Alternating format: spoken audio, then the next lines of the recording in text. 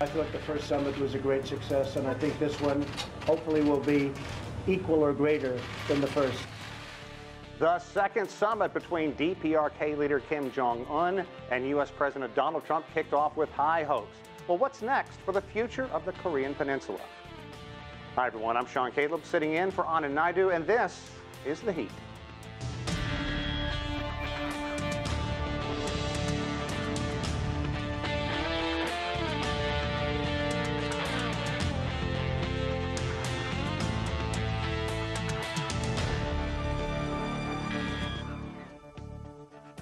Eight months after their historic summit in Singapore and less than 2 years after exchanging inflammatory threats and barbs, they have met again.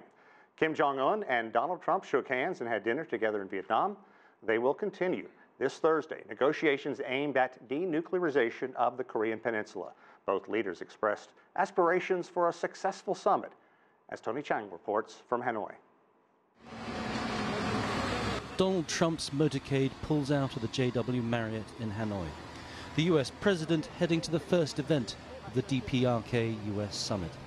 Awaiting him and his Korean counterpart, crowds of expectant onlookers. This summit has certainly captured the public imagination in Vietnam. Donald Trump's motorcade now arriving at the Metropole Hotel for the start, the first event of this summit. And a sea of cameras here awaiting him.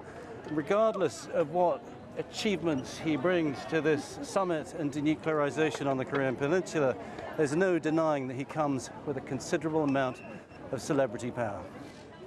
Inside a reunion for two leaders who first met 8 months ago. A long handshake, but a hint from Kim Jong-un that the route to Hanoi had not all been smooth sailing.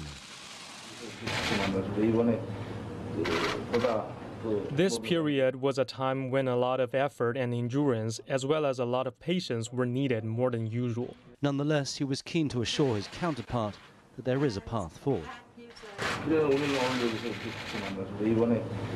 I am certain that a great outcome will be achieved this time that will be welcomed by all people. I will do my best to make that happen. Donald Trump looked to the future and the possible prosperity for the DPRK if it lays down its nuclear arms. And as I've said many times, and I say it to the press, I say it to anybody that wants to listen, I think that your country has tremendous economic potential, unbelievable, unlimited. And I think that you will have a tremendous future with your country, a great leader. And I look forward to watching it happen and helping it to happen. And we will help it to happen. The president and the chairman then sat down for a brief private dinner ahead of their big day on Thursday.